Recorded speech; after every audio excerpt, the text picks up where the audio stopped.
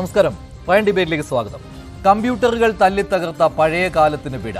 CPM മാറി. പുതിയ കാലത്തിന്റെ സാങ്കേതിക വിദ്യയായ ആർട്ടിഫിഷ്യൽ ഇന്റലിജൻസ് എന്ന AI സോഷ്യലിസത്തിലേക്കുള്ള മുന്നേറ്റമെന്നാണ് പാർട്ടിയുടെ സംസ്ഥാന സെക്രട്ടറിയും താത്വികാചാര്യനുമായ MV ഗോവിന്ദന്റെ സിദ്ധാന്തം. തൊഴിൽ തിന്നുന്ന ബഗനല്ല, മാർക്സിസത്തിന് കാര്യമായ പ്രസക്തി നൽകുന്നതായിരിക്കും AI വളർച്ച. അതിന് ഗോവിന്ദൻ മാഷ് പാർട്ടി ക്ലാസിൽ എന്ന പോലെ കൃത്യമായി കാര്യങ്ങൾ അക്കമിട്ട് നിരത്തുന്നു. AI മൂത്താൽ മുതലാളിത്തം താഴെ വരും, ഉള്ളവനും ഇല്ലാത്തവനും തമ്മിലുള്ള അന്തരം കുറയും, സോഷ്യലിസം പൂത്തുലയും. മാർക്സ് ആഗ്രഹിച്ചതും ഇതുതന്നെയാണ്. അപ്പം സിദ്ധാന്തത്തിന് ശേഷം ഗോവിന്ദൻ മാഷിന്റെ AI സിദ്ധാന്തത്തിന് ലോജിക്കിന്റെ പിന്തുണയുണ്ടോ? AI വർഗസമരത്തിലൂടെ സോഷ്യലിസ്റ്റ് വിപ്ലവത്തിന് വഴിവെക്കുമെന്ന് 2 ആഴ്ച മുൻപ് പറഞ്ഞ MV ഗോവിന്ദൻ പുതിയ തിയറിയിലൂടെ ഉദ്ദേശിക്കുന്നത് എന്താണ്? വികലമായ വാദങ്ങളിലൂടെ ലോകമാകമാനം നടക്കുന്ന വിവര സാങ്കേതിക വിപ്ലവത്തിനിടെ സ്വയം പരിഹാസ്യരാവുകയാണോ CPM?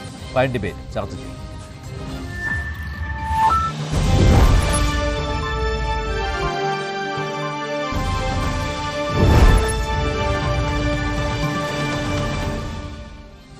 പ്രൈം ഡിബേറ്റിൽ Sreejith Panicker, doctor B Jayaraj, NM Pearson, Eldho Chirakkachalil എന്നിവരാണ് ചേരുന്നത്.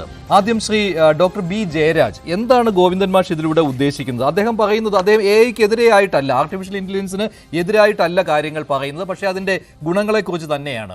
അതിൽ അദ്ദേഹം പറയുന്നത് AI മുന്നേറ്റം തുടർന്നാൽ അത് സോഷ്യലിസത്തിലേക്കുള്ള വഴി തുറക്കലായിരിക്കും.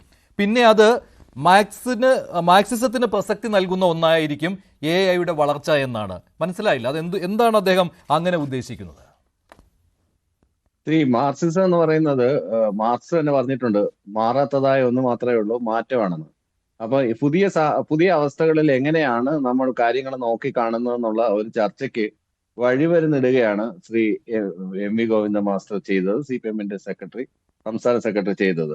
ഇതിനകത്ത് മനുഷ്യ കേന്ദ്രീകൃതമായിട്ടുള്ള അധ്വാന മൂല സിദ്ധാന്തമാണ് അദ്ദേഹം എടുത്ത് പ്രയോഗിച്ചിരിക്കുന്നത്. അല്ലാതെ ഫ്രാങ്ക്ഫർട്ട് സ്കൂളുകാർ ചെയ്യുന്നതിനെ പോലെ കൾച്ചറിനെയോ ഇന്റർ ഡിസിപ്ലിനറി അപ്രോച്ചോ പവർ സ്ട്രക്ചറോ ഇതൊന്നും അല്ല പഠിച്ചിരിക്കുന്നത്.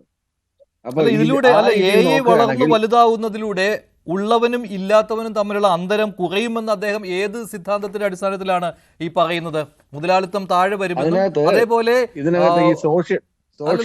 സമ്പന്നരല്ലാത്തവർ, പാവപ്പെട്ടവർ, അവർ മുന്നേറുമെന്നും ഇവർ തമ്മിലുള്ള അന്തരം കുറയുമെന്നും അതാണല്ലോ സോഷ്യലിസത്തിലൂടെ ഉദ്ദേശിക്കുന്നത്. സ്ഥിതി സമത്വം ഉണ്ടാവുക എന്നുള്ളത്, ഉള്ളവനും ഇല്ലാത്തവനും തമ്മിലുള്ള അന്തരം കുറഞ്ഞ് ഒരേ രീതിയിലാവുക എന്നുള്ളത്. അതെങ്ങനെ സാധ്യമാകുമെന്നാണ് അദ്ദേഹത്തിന്റെ തിയറി? എന്താണ് ഈ രീതിയിലൊക്കെയാണോ ഈ AI വളർച്ചയെ ഒരു പാർട്ടി വിശദീകരിക്കേണ്ടത്? ഞാൻ പറഞ്ഞുതരാം. മുതലാളിത്തത്തിന്റെ ലക്ഷ്യം എന്താണ്? മുതലാളിത്തത്തിന്റെ ലക്ഷ്യം ലാഭം ഉണ്ടാക്കുക എന്നുള്ളതാണ്. മുതലാളിത്തത്തിന്റെ മിച്ചമൂല്യം എന്ന് പറയുന്നത് തൊഴിലാളികളുടെ അധ്വാനമാണ്. അങ്ങനെ ഇരിക്കെ ഈ സോഷ്യലി നെസസറി ലേബർ ടൈം എന്ന് പറഞ്ഞിട്ടൊരു സമയമുണ്ട്. അപ്പോൾ ഒരു ദിവസം 8 മണിക്കൂർ ജോലി ചെയ്യുന്നവൻ 3 മണിക്കൂർ ജോലി ചെയ്ത് കഴിഞ്ഞാൽ അതിനെ divided by necessary working time. അപ്പോൾ അത് വെച്ചിട്ടാണ് നമ്മൾ റേറ്റ് ഓഫ് എക്സ്പ്ലോയിറ്റേഷൻ കാൽക്കുലേറ്റ് ചെയ്യുന്നത്. അങ്ങനെ കാൽക്കുലേറ്റ് ചെയ്യുന്നതാണ് ഇതിന്റെ വിനിമയ മൂല്യം നഷ്ടമാവുന്നതായിട്ട് കാണാം. അപ്പോൾ മുതലാളിത്ത സാമ്പത്തിക പ്രതിസന്ധിയിലേക്ക് പോകുമെന്നും അങ്ങനെ ആന്തരിക പ്രതിസന്ധി രൂക്ഷമാവുമെന്നും അങ്ങനെ ആയിരിക്കണം. അതിന്റെ ഒരു എക്കണോമിക് ഫാക്ടർ മാത്രമാണ് ഇപ്പൊ ക്രോണിക് ക്യാപിറ്റലിസം ഇപ്പൊ നമ്മൾ കണ്ടു. ക്രോണിക് ക്യാപിറ്റലിസം എങ്ങനെയാണ് ഫംഗ്ഷൻ ചെയ്യുന്നത്? ക്രോണിക് ക്യാപിറ്റലിസം അത് കഴിഞ്ഞിട്ട് ഇപ്പൊ US പോലുള്ള രാജ്യങ്ങളിൽ ക്യാപിറ്റലിസ്റ്റുകൾ, ഇൻഡസ്ട്രിയലിസ്റ്റുകൾ തന്നെ അധികാരത്തിൽ വരുന്ന ഒരു സ്ഥിതി ഉണ്ടായി. ഇപ്പം ഫ്രഞ്ചിലാണെങ്കിലും അവിടെ ഫ്രാൻസിലാണെങ്കിലും ഇതിനകത്ത് അദ്ദേഹം പറയുന്ന ഞാനൊന്ന് വായിക്കാം, താങ്കൾക്ക് അതിന്റെ ഒരു അർത്ഥം പറഞ്ഞു തരിക.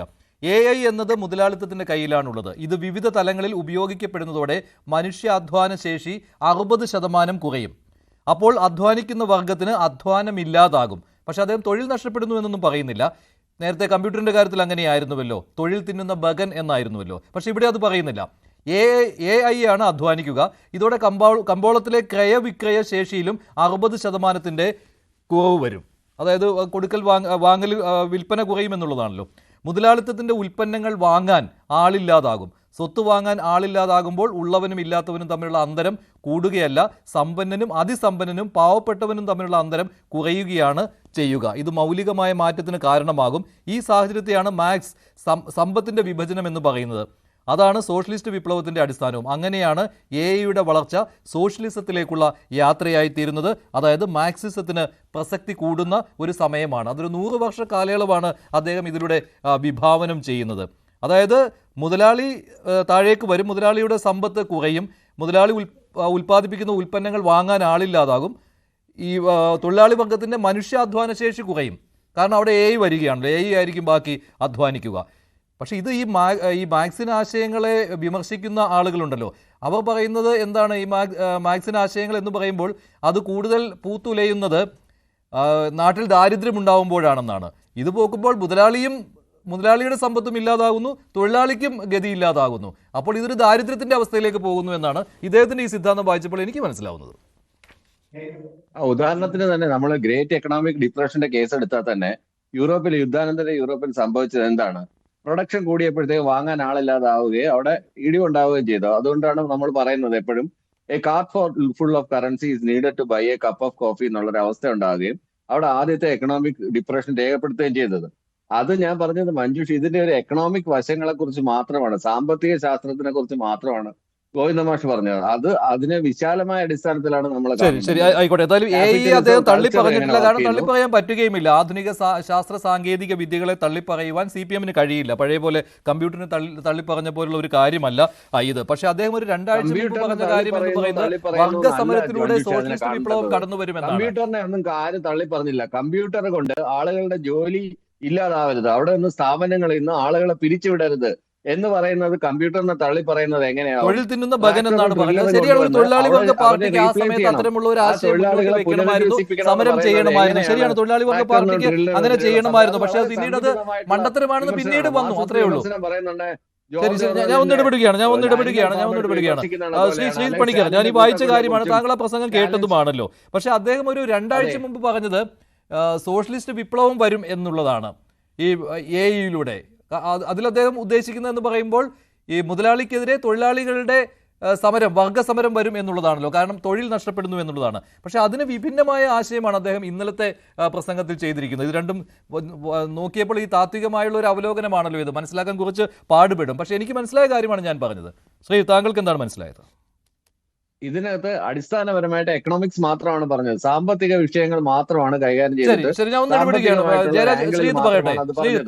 എന്തായാലും ഇതൊരു തർക്കത്തിന് അല്ലെങ്കിൽ ഒരു ഡിബേറ്റിന് തുടക്കം കുറിച്ചിരിക്കുകയാണ്. അതൊരു നല്ല കാര്യം തന്നെയാണ്. ശരി,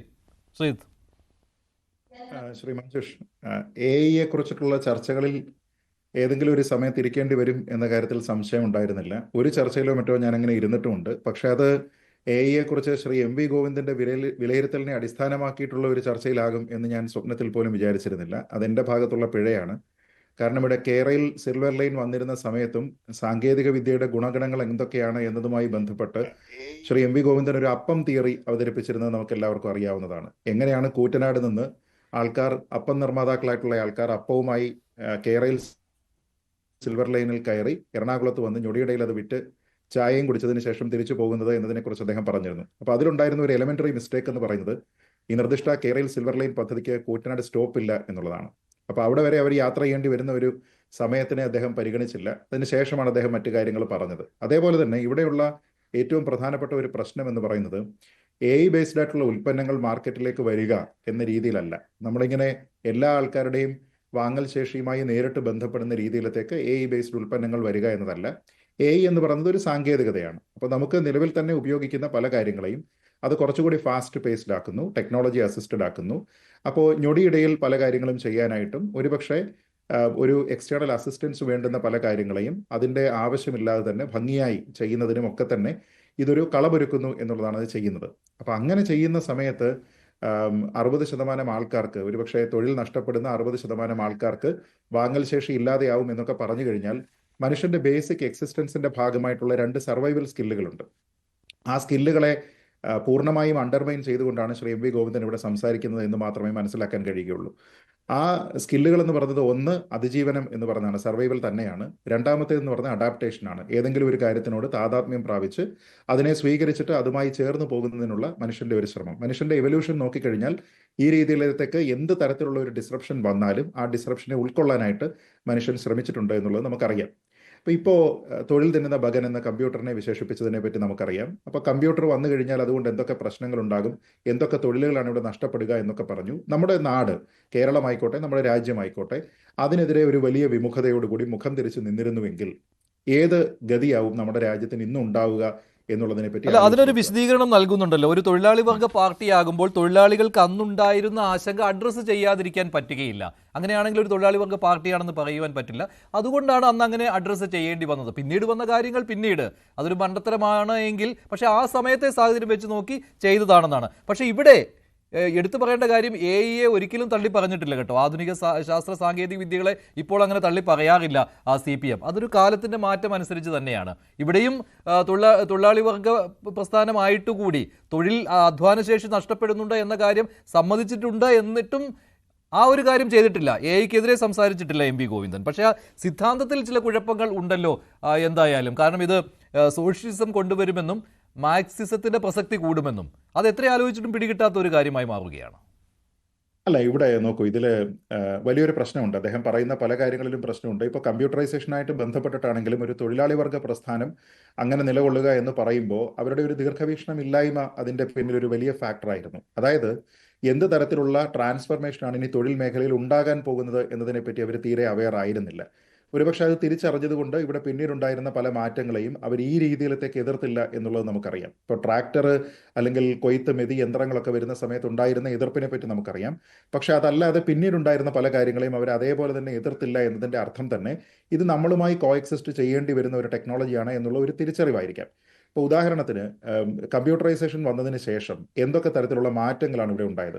വിദ്യാഭ്യാസ മേഖലയിൽ മാത്രം എടുത്ത് നോക്കിക്കഴിഞ്ഞാൽ കമ്പ്യൂട്ടറൈസേഷൻ അടിസ്ഥാനമാക്കിയിട്ടുള്ള നിരവധി കോഴ്സുകൾ നമ്മുടെ വിവിധ യൂണിവേഴ്സിറ്റികളുടെ സ്കൂളുകളുടെ കരിക്കുലത്തിന്റെ ഭാഗമായിട്ട് വരുന്നു. അതിന്റെ ബേസിസിൽ നിരവധി തൊഴിലവസരങ്ങൾ ഉണ്ടാകുന്നു. അപ്പോൾ അതുവരെ നമുക്ക് പരിചയമില്ലാതിരുന്ന പുതിയ കുറേ വാതായനങ്ങൾ തുറക്കപ്പെടുകയും കുറേ അധികം ആൾക്കാർക്ക് എംപ്ലോയ്മെന്റ് ഓപ്പർച്യൂണിറ്റി ഉണ്ടാവുകയും താരതമ്യേന മറ്റ് കൺവെൻഷണൽ ആയിട്ടുള്ള ജോലികളെക്കാൾ കൂടുതൽ വരുമാനം കിട്ടുന്ന രീതിയിലത്തേക്ക്, കൂടുതൽ ശമ്പളം കിട്ടുന്ന രീതിയിലത്തേക്കുള്ള മാർഗങ്ങൾ ഉണ്ടാകുന്നു. അതിൽ തന്നെ കൂടുതലായിട്ടുള്ള ഓൺട്രപ്രണർഷിപ്പിന് കൂടുതലായിട്ടുള്ള അവസരങ്ങൾ ഉണ്ടാകുന്നത് നമ്മൾ കണ്ടതാണ്. അതേപോലെയുള്ള ഒരു മേഖലയാണ് AI. അതായത് നിലവിലുള്ള പല ജോലികളെയും അത് റീപ്ലേസ് ചെയ്യുമെന്ന് പറയുമ്പോൾ പോലും ഇലോൺ മസ്ക് പറഞ്ഞിരിക്കുന്ന വളരെ വിഖ്യാതമായിട്ടുള്ള ഒരു വാക്കുണ്ട്. നിങ്ങളെ റീപ്ലേസ് ചെയ്യുക എന്ന് പറയുന്നത് ആർട്ടിഫിഷ്യൽ ഇന്റലിജൻസ് ആയിരിക്കില്ല, ആർട്ടിഫിഷ്യൽ ഇന്റലിജൻസ് കൈകാര്യം ചെയ്യാൻ അറിയുന്ന ഒരു മനുഷ്യനായിരിക്കും എന്നാണ്. അതായത് ടെക്നോളജിയെ നിങ്ങൾ എത്രയും പെട്ടെന്ന് മനസ്സിലാക്കുക, നേരത്തെ പറഞ്ഞതുപോലെ സർവൈവലിന്റെ ഭാഗമായിട്ട് അഡാപ്റ്റ് ചെയ്യുക എന്നുള്ളതാണ് നമ്മൾ ചെയ്യേണ്ടത്. അതല്ലാതെ അദ്ദേഹം പറയുന്ന ഒരു എക്സാമ്പിളിലെ ഏറ്റവും ഫണ്ടമെന്റൽ ആയിട്ടുള്ള ഒരു പരാജയം എന്ന് പറയുന്നത് ഇവിടെ 60% ആൾക്കാർ കൺവെൻഷണൽ ആയിട്ടുള്ള തൊഴിലിൽ നിന്ന് റീപ്ലേസ് ചെയ്യുന്ന ആൾക്കാരുണ്ടെങ്കിൽ അവരിവിടെ പൊതുസമൂഹത്തിലേക്ക് വരികയും അവരുടെ വാങ്ങൽ ശേഷി കുറയുകയും ചെയ്യുക എന്ന് പറഞ്ഞാൽ അവരെല്ലാം ദരിദ്ര നാരായണന്മാരായിട്ട് അവിടെ അതെ, അവരെ കുറച്ച് കാണുകയാണ്. CPM സംസ്ഥാന സെക്രട്ടറി. പക്ഷേ അതിന് അദ്ദേഹം എവിടെയാണ് അദ്ദേഹത്തിന് കൊണ്ടുചെന്ന് എത്തിക്കേണ്ടത് എന്നുള്ളത് പ്രസക്തമാണല്ലോ. സോഷ്യലിസത്തിൽ കൊണ്ടുചെന്ന് എത്തിക്കണം. അതിനുവേണ്ടി അദ്ദേഹം ആ കാര്യം പറയുകയാണ്. ഈ 60% കാര്യം എടുത്തു പറയുകയാണ്. ശ്രീ NM പിയേഴ്സൺ, എന്തെങ്കിലും ലോജിക്ക് പാർട്ടി സെക്രട്ടറിയുടെ ഈ AI സിദ്ധാന്തത്തിൽ താങ്കൾ കാണുന്നുണ്ടോ?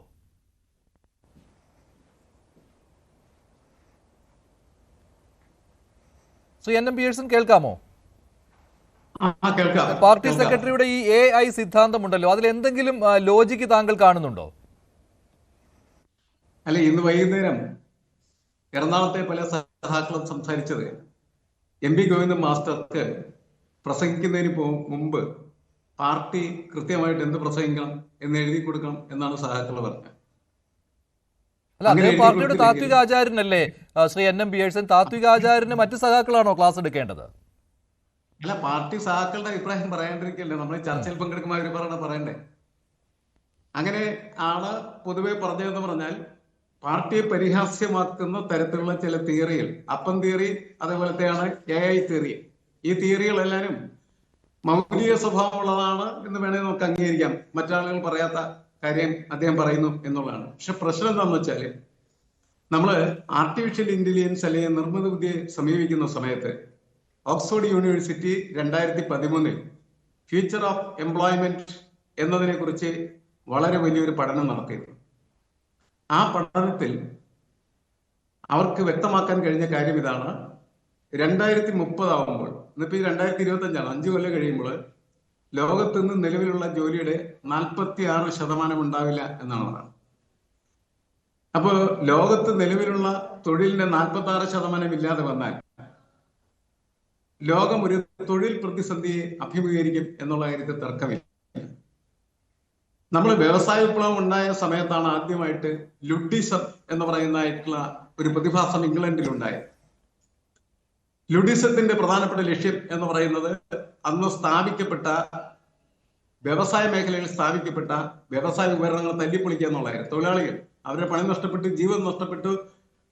ശ്രീധർ പണിക്കർ സൂചിപ്പിച്ചതുപോലെയുള്ള അതിജീവനത്തിനും അഡാപ്റ്റേഷനുള്ള സമയം കിട്ടിയിട്ടുണ്ടായിരുന്നില്ല. അതുകൊണ്ട് അവർ ചെയ്ത ഒരു പരിപാടി എന്താണെന്ന് വെച്ചാൽ ആ മെഷീനുകളൊക്കെ തല്ലിപ്പൊളിക്കേണ്ടത്. അങ്ങനെ തല്ലിപ്പൊളിക്കുന്നതിന് ലക്ഷക്കണക്കിന് തൊഴിലാളികൾ ഉയർന്നു വന്നു. അവര് മാർക്സിസ്റ്റുകാരൊന്നും ആയിരുന്നില്ല, കമ്മ്യൂണിസ്റ്റുകാരൊന്നും ആയിരുന്നില്ല. അത് ലുഡ് എന്ന് പറയുന്നതായിട്ടുള്ള വ്യക്തിയുടെ നേതൃത്വത്തിൽ നടന്ന വലിയ ഒരു യുദ്ധം എന്ന് വേണമെങ്കിൽ പറയാം. ജീവിക്കാൻ വേണ്ടിയുള്ള യുദ്ധമായിരുന്നു ശരി. കാരണം അവർക്ക് അറിയില്ല എന്താണ് ഈ വ്യവസായ വിപ്ലവത്തിന്റെ ഫലമായിട്ട് സംഭവിക്കുന്ന മാറ്റങ്ങളെന്ന്, അതെങ്ങനെയാണ് തങ്ങളുടെ ജീവിതത്തെ ഇല്ലാതായിക്കൊണ്ടിരുന്നത് അവർക്ക് അറിയില്ലായിരുന്നു. അതുകൊണ്ട് അവര് അങ്ങനെ കൂട്ടായിട്ട് പ്രതികരിക്കുകയാണ് ചെയ്തത്. പിന്നീട് അവര് തിരിച്ചറിയുകയും അതിനോട് അഡാപ്റ്റ് ചെയ്യുകയും ചെയ്യും.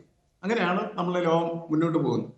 നിരന്തരമായിട്ട് ഇപ്പൊ നമ്മള് വ്യവസായ വിപ്ലവത്തിന്റെ 4ാം വ്യവസായ വിപ്ലവത്തിൽ നിൽക്കുന്ന ആളുകളാണ്. 1ാം വ്യവസായ വിപ്ലവത്തിൽ നിന്ന് നമ്മൾ ആർട്ടിഫിഷ്യൽ ഇന്റലിജൻസിന്റെയും ഡ്രോണുകളുടെയും ലോകത്ത് എത്തപ്പെട്ടിരിക്കുകയാണ്. അങ്ങനെ എത്തപ്പെടുന്ന സമയത്ത് നമുക്ക് സംഭവിക്കാൻ സാധ്യതയുള്ള, തൊഴിൽ രംഗത്ത് സംഭവിക്കാൻ സാധ്യതയുള്ള മാറ്റങ്ങളെ കുറിച്ചാണ് യഥാർത്ഥത്തിൽ പഠനം നടക്കുകയും ആ പഠനത്തിൽ ഇങ്ങനെയാണ് സൂചിപ്പിച്ചിരുന്നത്. നമ്മളുടെ റോഡുകളിൽ 2030 ചിലപ്പോൾ കേരളത്തിലോ ഇന്ത്യയിലോ അങ്ങനെ സംഭവിക്കണമെന്നില്ല, പക്ഷെ ലോകത്തിന്റെ പല റോഡുകളിലും കാറുകൾ ഓടുന്നത് ഡ്രൈവർ ഇല്ലാതെ ആയിരിക്കും. എത്രയോ ലക്ഷക്കണക്കിന് ഡ്രൈവർമാരാണ് ഇന്ന് ഭൂമുഖത്തുള്ളത്. അവർക്കൊന്നും തൊഴിലില്ലാതെയാവും. ഓട്ടോറിക്ഷ തൊഴിലാളികൾക്ക് വരെ തൊഴിലുണ്ടാകാനുള്ള സാധ്യത കുറവാണ്. അതിനൊരു വികസിത ഘട്ടത്തിൽ എത്തുന്ന സമയം. അപ്പോൾ സ്വാഭാവികമായിട്ടും അവർ പുതിയ മേഖലയിലേക്ക് കടന്നു പോകാനായിട്ട് ബാധ്യസ്ഥരായി തീരും. അതെങ്ങനെയാണ് പരിഹരിക്കുക എന്ന് പറയുന്നത് അത്ര എളുപ്പത്തിൽ പറഞ്ഞു തീർക്കാൻ പറ്റുന്ന ഒരു വിഷയമാണ് എന്ന് ഞാൻ കണക്കാക്കുന്നില്ല എന്നുള്ളതാണ്. മാർക്സിസത്തിനെ അതിനെ എങ്ങനെ അഭിസംബോധനം ചെയ്യണം എന്നുള്ളത് വളരെ ഗൗരവമായിട്ടുള്ള ഒരു വിഷയമാണ്. അതിനെ അഭിസംബോധന ചെയ്യുന്നതിൽ വ്യക്തമായിട്ടുള്ള മൗലികമായ പുതിയ കാഴ്ചപ്പാടുകൾ ഇല്ലാത്തതിന്റെ ഫലമായിട്ടാണ് കേരളത്തിലും ഇന്ത്യയിലും CPM നേതൃത്വത്തിലുള്ളതായിട്ടുള്ള തൊഴിലാളി വർഗ പാർട്ടി എന്ന് പറയുന്നത് തൊഴിലാളി വർഗ സംഘടന ഇല്ലാത്ത പാർട്ടിയായിട്ട് മാറിക്കൊണ്ടിരിക്കുകയാണ് ചെയ്തത്. CITU എന്ന് പറയുന്നത് വളരെ ദുർബലമായി മാറിക്കഴിഞ്ഞിരിക്കുന്നു. CITU നേതാക്കന്മാരെ പോലും നമുക്ക് തപ്പിയാൽ കിട്ടാത്ത വണ്ണം ഇപ്പൊ തന്നെ മാറിക്കഴിഞ്ഞിരിക്കുന്നു. കുറെ കഴിയുമ്പോൾ അതിന്റെ സ്ഥിതി അതിനേക്കാൾ അപകടകരമായി. ഇപ്പൊ പുതിയ സാമൂഹ്യ വ്യവസ്ഥയിൽ അതിന്റെ മാറ്റങ്ങളെ എങ്ങനെയാണ് അഭിസംബോധന ചെയ്യേണ്ടത്? മനുഷ്യന്റെ അതിജീവനത്തിന്റെ ഒരു പ്രശ്നം തന്നെയാണ്, അവന്റെ അഡാപ്റ്റേഷന്റെ പ്രശ്നമാണ്. പക്ഷെ അതിൽ ഒരുപാട് പ്രതിസന്ധികളുണ്ടാവും. ആ പ്രതിസന്ധികളെ കാണുകയും ആ പ്രതിസന്ധികളെ പരിഹരിക്കുന്നതിന് ആവശ്യമായിട്ടുള്ള ജോലിയാണ് രാഷ്ട്രീയ പ്രവർത്തകന്റെ, രാഷ്ട്രീയ നേതൃത്വത്തിന്റെ, രാഷ്ട്രീയ പാർട്ടിയുടെ. അത് CPM മാത്രമല്ല, എല്ലാ രാഷ്ട്രീയ പാർട്ടികൾക്കും സ്വാഭാവികമായിട്ടും ശരിയാണ്. പക്ഷെ അതിൽ എനിക്ക് ഇനിയും മനസ്സിലാകാത്തത് ഈ MV ഗോവിന്ദൻ സോഷ്യലിസം ഇതുവഴി വരും എന്നുള്ളത്, അത് എങ്ങനെയാണ് അദ്ദേഹത്തിന് അത് പറഞ്ഞ് ഫലിപ്പിക്കാൻ കഴിയുക? അദ്ദേഹത്തിന്റെ ഈ തിയറിയിൽ അത് പറയുന്നതിൽ എന്തെങ്കിലും ലോജിക്ക് കടന്നു വന്നിട്ടുണ്ടോ? താങ്കൾ അത് കേട്ടതാണല്ലോ. അല്ല, അതിന്റെ ലോജിക്ക് എന്നോടാണ് ചോദിച്ചത്. അതെ അതെ, അതിന്റെ ലോജിക്ക് നമുക്ക് മനസ്സിലാക്കാൻ പറ്റില്ല. ലോജിക്കലല്ല ഗോവിന്ദ മാസ്റ്റർ. ഇപ്പൊ EMS കേരളത്തിൽ CPM ലോജിക് എന്ന് പറയുന്നതായിട്ടുള്ള പ്രതിഭാസത്തിന്റെ ഒരു പ്രതീകമായി. അദ്ദേഹം എന്ത് സംസാരിച്ചാലും അതിന്റെ ലോജിക് ഉണ്ടായിരിക്കും, ഒരു യുക്തി ഉണ്ടായിരിക്കും. ആ യുക്തി എന്ന് പറയുന്നത് മാർക്സിസ്റ്റ് ഐഡിയോളജിയിൽ കേന്ദ്രീകൃതമാണ്. ഇത് ഗോവിന്ദ മാസ്റ്റർ പറയുന്നത് ഗോവിന്ദ മാസ്റ്റർ പോലും മനസ്സിലാവുന്നില്ല എന്നുള്ളതാണ്.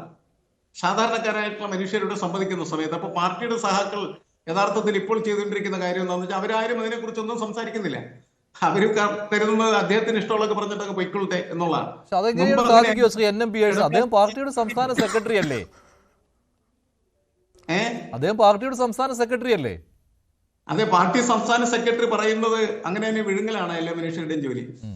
പാർട്ടി സംസ്ഥാന സെക്രട്ടറിയുടെ ജോലി എന്ന് പറയുന്നത് പാർട്ടിയുടെ സൈദ്ധാന്തികമായിട്ടുള്ള ലൈൻ അവതരിപ്പിക്കലും അത് കൃത്യമായിട്ട് ആളുകളെ ബോധ്യപ്പെടുത്താൻ കഴിയലുമാണ്. ഇത് ആളുകളെ ബോധ്യപ്പെടുത്താൻ പറ്റാത്ത തരത്തിലുള്ള സൈദ്ധാന്തിക നിലപാട് അവതരിപ്പിച്ചു കഴിഞ്ഞാൽ അത് ചോദ്യം ചെയ്യണം. അത് ശരിയല്ലെന്ന് പറയാൻ അയാളുണ്ടാവണം. അതിൻ്റെ അകത്ത് ആരും ഇല്ലാത്തൊരു സ്ഥിതിയാണ് ഇപ്പോൾ ഉള്ളത്. അതാണ് അപകടകരമായിട്ടുള്ള കാര്യം. എല്ലാം പറയുന്ന സമയത്ത് അതൊക്കെ CPM സംസ്ഥാന സെക്രട്ടറിയാണ് എന്നുള്ളതിന്റെ പേരിൽ ശരിവെക്കലാണ് അയാളുടെ ജോലി. വളരെ സങ്കീർണമായിട്ടുള്ള ഒരു വിഷയമാണത്. ഈ വിഷയം എന്ന് പറയുന്നത് ഇന്ന് വരെ ആർക്കും അതെങ്ങനെയായിരിക്കും വരാൻ പോകുന്നതായിട്ടുള്ള കാലത്ത് മനുഷ്യനെ അഭിസംബോധന ചെയ്യാൻ കഴിയുക എന്നുള്ള കാര്യം ഇതുവരെ തീരുമാനിക്കപ്പെട്ടിട്ടില്ല എന്നുള്ളതാണ്. നമ്മുടെ അധ്യാപകർ നേരത്തെ ശ്രീധർ പണിക്കർ വിദ്യാഭ്യാസ മേഖലയിലുണ്ടായ മാറ്റങ്ങളെ കുറിച്ച് പറഞ്ഞു. ആ വിദ്യാഭ്യാസ മേഖലയിൽ റീപ്ലേസ്മെന്റ് നടക്കാൻ പോകുന്നത് അധ്യാപനം വേണ്ട. അതിന് പകരം നമുക്ക് അധ്യാപനം മതി, റോബോട്ട് മതി. വീടുകളിൽ ജോലി ചെയ്യുന്നതിന് റോബോട്ടുകൾ മതി. ശരിയാണ്, അനന്ത 6 സാധ്യതകളാണ്. അതിപ്പോഴും ചർച്ച ചെയ്യപ്പെട്ടുകൊണ്ടിരിക്കുന്ന ഒരു കാര്യമാണ്. എനിക്ക് ഇതുവരെ മനസ്സിലായില്ല എങ്ങനെ സോഷ്യലിസം കൊണ്ടുവരുമെന്ന്. ആരെങ്കിലും ഒന്ന് പറഞ്ഞു തരിക. ശ്രീ ഡോക്ടർ ബി ജയരാജ്, ഇപ്പോൾ ഗോവിന്ദൻ മാസ്റ്റർ പ്രസംഗിക്കാൻ പോകുന്നതിന് മുൻപ് ആരെങ്കിലും അദ്ദേഹത്തിന് പ്രസംഗം എഴുതി കൊടുത്ത് പഠിപ്പിച്ചു വിടുക എന്ന് പാർട്ടി സഖാക്കൾ പറയുന്നുണ്ടെന്ന് ശ്രീ എൻ എം പിയേഴ്സനാണ് പറഞ്ഞത്. എൻ എം പിയേഴ്സിനെ അതിൽ അവിശ്വസിക്കേണ്ട. അദ്ദേഹത്തിന് പാർട്ടി സഖാക്കളുമായി നല്ല ബന്ധമുള്ളയാളാണ് ഇപ്പോഴും. അങ്ങനെ ഒരുപക്ഷെ ആർക്കെങ്കിലും അങ്ങനെ പറഞ്ഞിട്ടുണ്ടാവും, ഇല്ലെന്നൊന്നും ഞാൻ പറയുന്നില്ല. അങ്ങനെ ചില ആളുകൾ അങ്ങനെ പറയാറുണ്ട്. ഇപ്പൊ നമ്മൾ വസ്തുനിഷ്ഠവും വ്യക്തിനിഷ്ഠവും എന്ന് പറയുമ്പോൾ ഒബ്ജക്റ്റീവ് ആൻഡ് സബ്ജക്റ്റീവ് എന്ന് പറഞ്ഞതിന്റെ മലയാളം പറഞ്ഞാൽ തന്നെ മനസ്സിലാവാത്ത ഒത്തിരി പാർട്ടി സഖാക്കളുണ്ട്. അതിനെ പറഞ്ഞതിനെ കളിയാക്കുന്ന ആളുകളുണ്ട്. ഒബ്ജക്റ്റീവും സബ്ജക്റ്റീവും എന്ന് പറഞ്ഞാൽ പോലെ എന്തിനാണ് അതിന്റെ മലയാളം പറഞ്ഞ് കടുകെട്ടി മലയാളം പറഞ്ഞ ആളുകളെ പറ്റിക്കുന്നതെന്നൊക്കെ ചോദിക്കാറുണ്ട്. അത്തരത്തിലുള്ള ആളുകളുണ്ട് എന്ത് പറഞ്ഞാലും. പക്ഷെ അദ്ദേഹത്തിന്റെ പ്രസംഗത്തിന്റെ ഏറ്റവും അവസാനം പറയുന്നത് ഇത് ഉടനെ ഒന്നും നടക്കുന്ന കാര്യമല്ല, ഒരു 100 വർഷത്തിന് ശേഷമുള്ള കാര്യമാണ്, ഉടനെ ഒന്നും ഇത് നടക്കാൻ പോകുന്നില്ല എന്ന് തന്നെ ഒരു അഡ്വാൻസ് ആയിട്ടൊരു ജാമ്യം എടുക്കുന്നുണ്ട്. അതുകൊണ്ടാണ് ഞാൻ ആദ്യം പറഞ്ഞത്, ഗോവിന്ദ മാഷ് പറഞ്ഞത് ഇതിന്റെ ഒരു എക്കണോമിക് ഫാക്ടർ മാത്രമാണ്. അതുകൊണ്ടാണ് ഞാൻ ഈ സോഷ്യൽ നെസറി ലേബർ ടൈമും നെസറി വർക്കിംഗ് ടൈമും തമ്മിൽ ബാലൻസ് ചെയ്തിട്ട് അതിന്റെ റേറ്റ് ഓഫ് എക്സ്പ്ലോയിറ്റേഷൻ വെച്ചിട്ടാണ് അങ്ങനെ സംസാരിച്ചത്. ഇപ്പോൾ നമ്മളിവിടെ ഇരിക്കുന്നത് എനിക്ക് തോന്നുന്നത് ഇത്തരം കാര്യങ്ങൾ, ഈ താത്വികമായ കാര്യങ്ങൾ ഏറ്റവും കൂടുതൽ മനസ്സിലാക്കാൻ കഴിവുള്ളയാൾ ശ്രീ എൻ എം പിയേഴ്സനാണ്, സംശയമില്ല. ശ്രീജിത് പണിക്കർ അതേല്ലോ അല്ലേ, എൻ എം പിയേഴ്സിന് മനസ്സിലാക്കാൻ കഴിയുന്ന അത്രയും നമുക്ക് പറ്റില്ല. പക്ഷെ അദ്ദേഹത്തിന് പോലും അതിന്റെ ഒരു യുക്തി പിടികിട്ടുന്നില്ല. അദ്ദേഹത്തിന് യുക്തി പിടികിട്ടിയതിനെയായിരുന്നു അദ്ദേഹം ഈ ചേരിയിലായിരുന്നെങ്കിൽ. അദ്ദേഹം പാർട്ടിക്ക് പുറത്തായതുകൊണ്ട് അദ്ദേഹത്തിന് അറിഞ്ഞാലും അറിയില്ല എന്ന് നടിക്കുകയേ ചെയ്യുള്ളൂ. അത് അദ്ദേഹത്തിന്റെ അഭിപ്രായം. പിന്നെ ഈ പറഞ്ഞ കണക്കല്ലേ സർവൈവൽ അഡാപ്റ്റേഷന് മാത്രം മതി മഞ്ജുഷേ, ചെറുത്തുനിൽപ്പൊന്നും വേണ്ടേ? എല്ലാവരും അങ്ങ് സർവൈവൽ അഡാപ്റ്റും ചെയ്ത് നടുവളച്ചങ്ങ് ജീവിച്ചാൽ മതിയോ? ഇവിടെ പ്രതിഷേധങ്ങൾ വേണ്ടേ? ഇവിടെ സമരങ്ങളും വേണ്ടേ? അതാണ് അദ്ദേഹം 2 ആഴ്ച മുമ്പ് പറഞ്ഞത്. അദ്ദേഹം 2 ആഴ്ച മുമ്പ് അതാണ് പറഞ്ഞത്, സോഷ്യലിസ്റ്റ് വിപ്ലവം എന്നാണ് പറഞ്ഞത്. അത് ശരിയാണ്. ഈ തൊഴിലാളി വർഗ പാർട്ടിയെ സംബന്ധിച്ചിടത്തോളം അത് ശരിയാണ്. നേരത്തെ കമ്പ്യൂട്ടറിന്റെ കാര്യത്തിൽ ഇപ്പോൾ വിമർശനം നേരിടേണ്ടി വരുന്നു എങ്കിൽ പോലും ഒരു തൊഴിലാളി വർഗ പ്രസ്ഥാനത്തിന് ആണെങ്കിൽ, തൊഴിലാളി വർഗ പ്രസ്ഥാനമാണ് ഇപ്പോഴും എങ്കിൽ അത് അഡോപ്റ്റ് ചെയ്യാൻ പറ്റാവുന്ന ഒരു കാര്യമാണ് സോഷ്യലിസ്റ്റ് വിപ്ലവം എന്നുള്ളത്. അതായത് AI വഴി തൊഴിൽ നഷ്ടപ്പെടുന്നവർ സമരത്തിനിറങ്ങുക എന്നുള്ള കാര്യം. അത് അദ്ദേഹം 2 ആഴ്ച മുമ്പ് പറഞ്ഞിരുന്നു. പക്ഷേ ഇന്നലത്തെ പ്രസംഗത്തിൽ അത് കടന്നു വന്നിട്ടുമില്ല. ശ്രീ എൽദോ ചിറക്കച്ചാലിൽ, താങ്കൾക്ക് മനസ്സിലായ യുക്തി എന്താണ് എം വി ഗോവിന്ദന്റെ വാക്കുകളിൽ?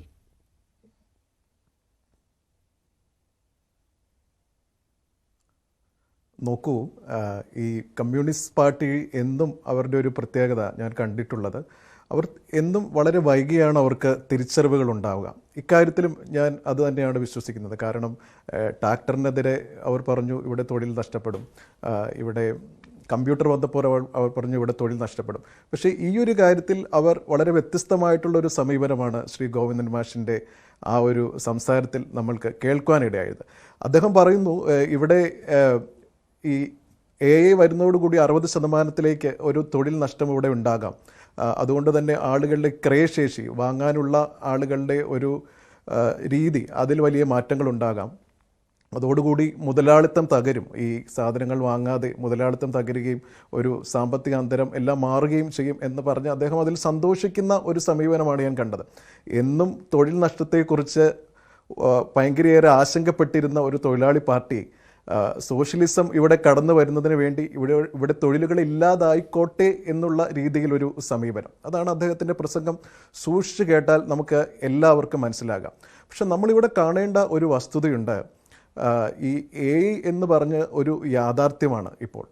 കാരണം ഈ പണ്ട് ഞാനൊക്കെ ഒരുപാട് സിനിമകൾ കണ്ടിട്ടുണ്ട്, ഭയങ്കര സയൻസ് ഫിക്ഷൻ സിനിമയിലൊക്കെ കണ്ടിരുന്ന ആ ഒരു അവസ്ഥയിൽ നിന്നും AI ഇന്ന് ഏത് സാധാരണക്കാരിലേക്കും എത്തിയിരിക്കുകയാണ്. പണ്ട് കമ്പ്യൂട്ടർ വന്നപ്പോഴും മറ്റ് എല്ലാ കാര്യങ്ങൾ വന്നപ്പോഴും ഇത്ര വേഗതയിലായിരുന്നില്ല അതിൻ്റെ ഒരു മാറ്റം നമ്മുടെ സാധാരണക്കാരിലേക്ക് എത്തിയിരുന്നത്.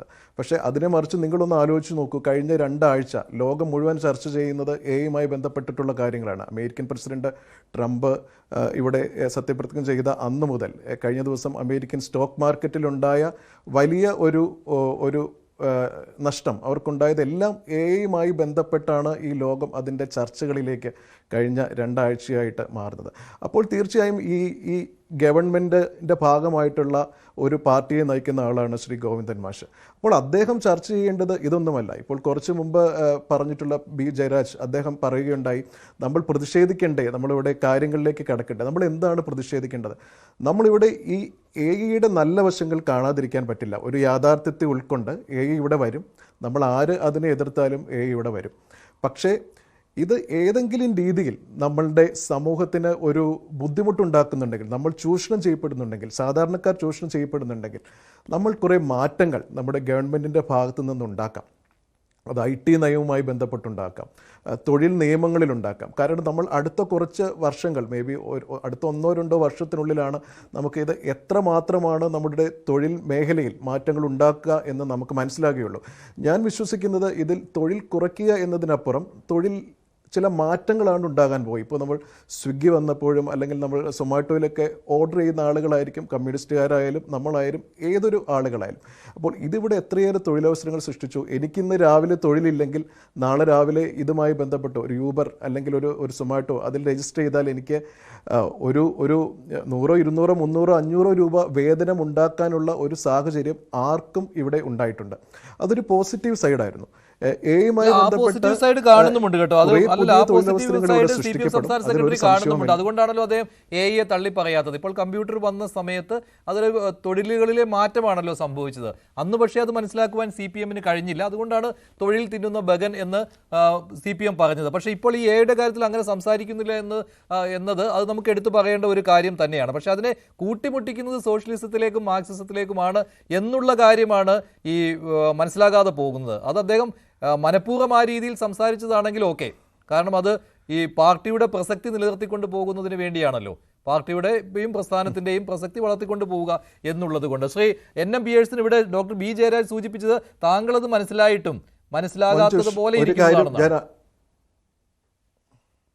അല്ല, അങ്ങനെ പറയുന്നതിൽ കഥയില്ല.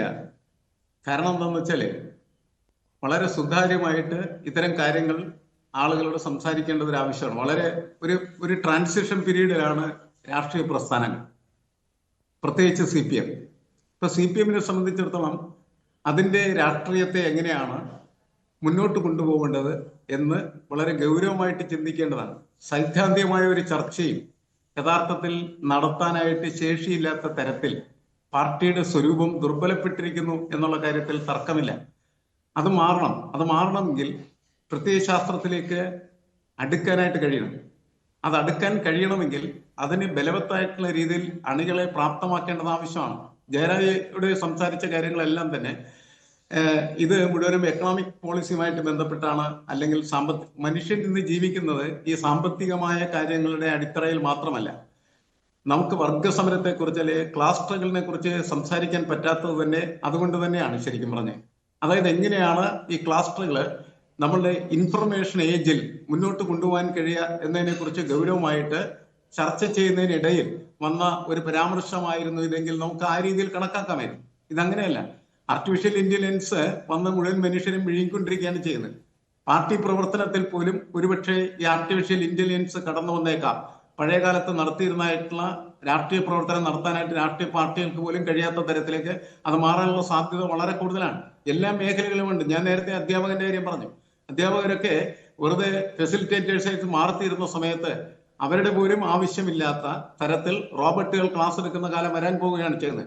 ഡോക്ടർമാർക്ക് പകരമായിട്ട് റോബോട്ടുകൾ തന്നെ മിക്കവാറും ശസ്ത്രക്രിയകൾ ബഹുഭൂരിപക്ഷം നടത്തുന്ന സ്ഥിതിയിലേക്ക് എത്തുന്നു.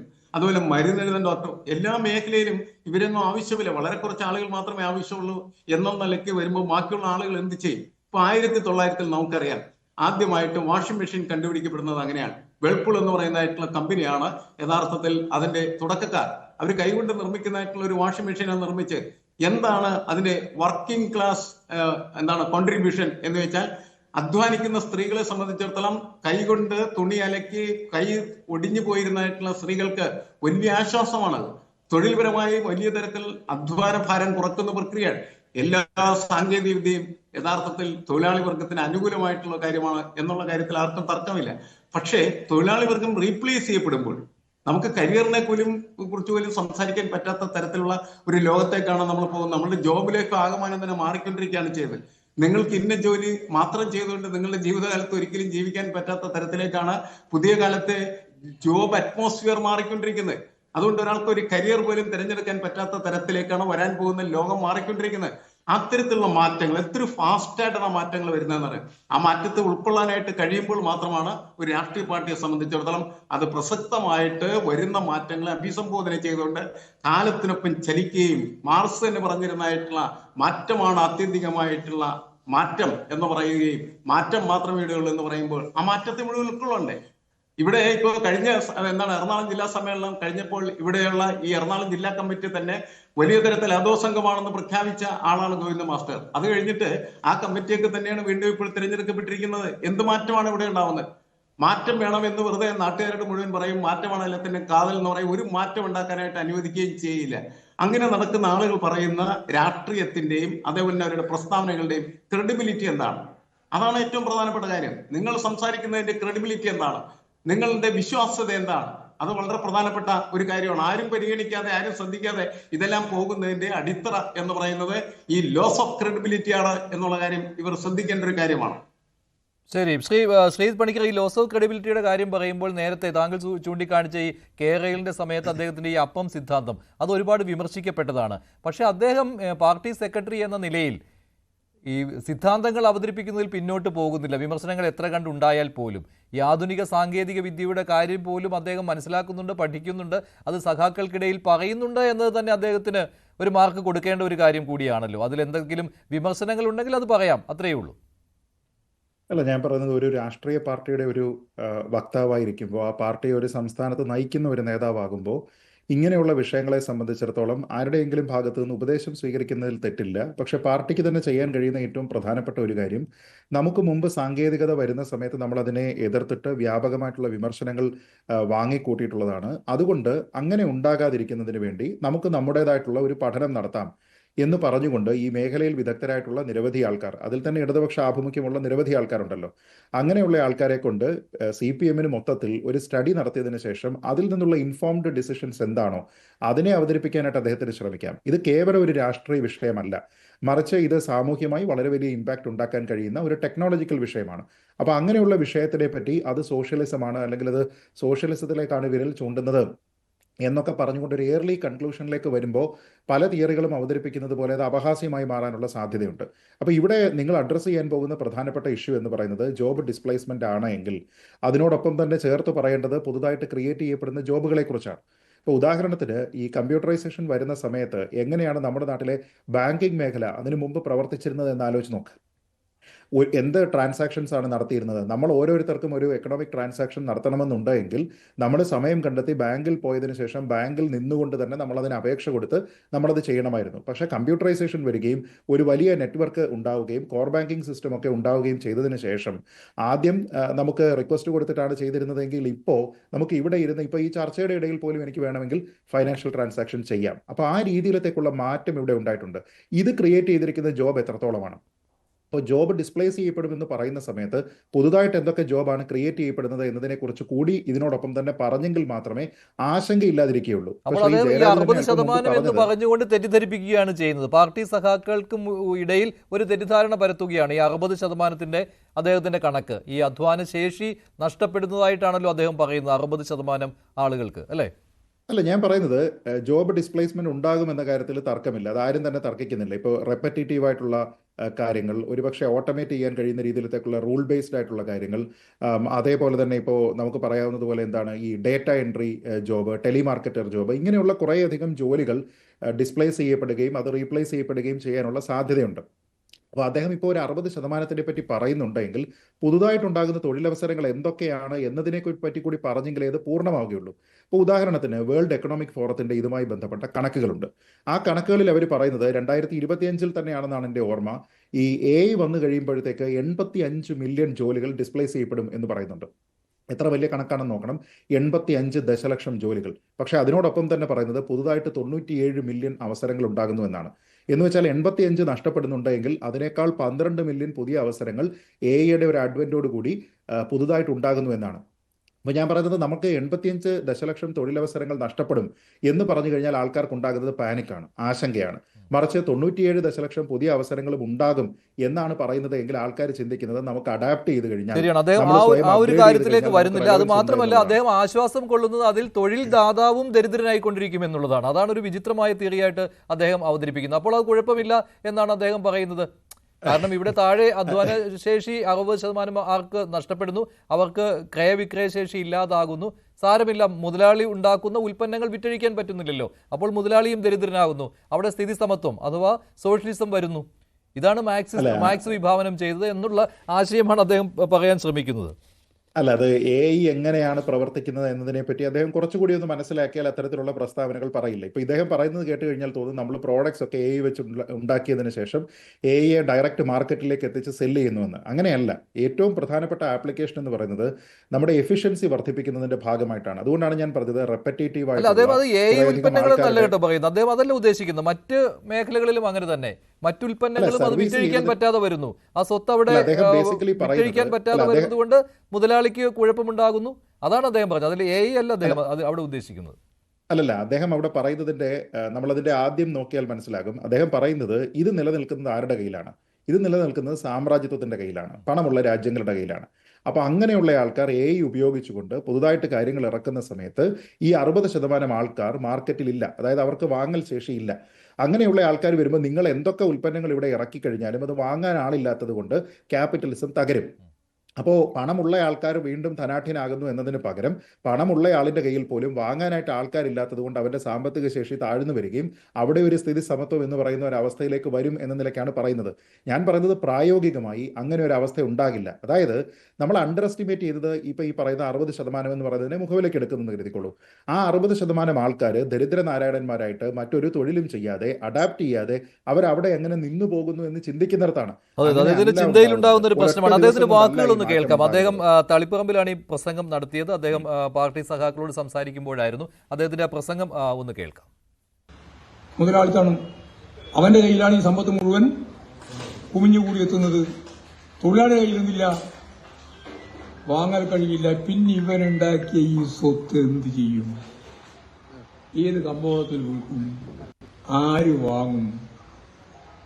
അപ്പോൾ പ്രതിസന്ധി രൂക്ഷാവും. ഉള്ളവനും ഇല്ലാത്തവനും തമ്മിലുള്ളതല്ല, സമ്പന്നനും അതിസമ്പന്നനായിട്ടുള്ള ഈ വിഭാഗവും ഈ പറയുന്ന പാവപ്പെട്ടവർ ഉൾപ്പെടെയുള്ള വിഭാഗങ്ങളും തമ്മിലുള്ള വൈരുദ്ധ്യം കൂടും നിലവിലുള്ള ഭൗതിക സാഹചര്യത്തിൽ മൗലികമായ മാറ്റം. എന്താ മൗലികമായ മാറ്റം? ഇതെല്ലാം മാർക്സത്തിന്റെ തന്നെയാണ്. മൗലികമായ മാറ്റം എന്നാ സമ്പത്തിന്റെ വിഭജനമാണ്. സമ്പത്തിന്റെ വിതരണം വിഭജനത്തിന്റെ ഭാഗമായിട്ട് വരിക. അതെന്താ? ആ വിപ്ലവത്തിന്റെ പേരെന്നാ? അതാണ് സോഷ്യലിസ്റ്റ് വിപ്ലവത്തിന്റെ അടിസ്ഥാനം. അപ്പോ AI മൂത്താൽ ഉണ്ടാവാൻ സാധ്യതകളെന്നാ സോഷ്യലിസത്തിലേക്കുള്ള യാത്രയാണ്. ഒരു സംശയവും വേണ്ട നിങ്ങൾക്ക്. അതുകൊണ്ട് മാർക്സം വളരെ കറക്റ്റാണ്. ആ ശാസ്ത്രം കൃത്യമായിട്ട് നമ്മൾ ഫലപ്രദമായിട്ട് ഉപയോഗിക്കുമ്പോൾ അതിപ്പോൾ നാളെ തന്നെ കഴിയുമെന്ന് ഞാൻ പറയുന്നില്ല കേട്ടോ. ഇനി ഒരു നമ്മൾ അന്നേ പറയുന്നത് ഇത് ഞാൻ നോക്കി ഇരിക്കുകയായിരുന്നു. ഈ സോഷ്യലിസം വരുമല്ലോ എന്ന് വിചാരിച്ചിട്ട് ഇതേവരെ വന്നു കാണുന്നില്ലല്ലോ എന്ന് നാളെ പറയണ്ട. ഇത് ചിലപ്പോൾ 100, 150, 200 കൊല്ലം എടുക്കും. ഈ സാമൂഹ്യ പരിവർത്തനം എന്ന് പറഞ്ഞാൽ ചുട്ടപ്പം പോലെയും കിട്ടുന്നതാണെന്ന് വിചാരിക്കണ്ട.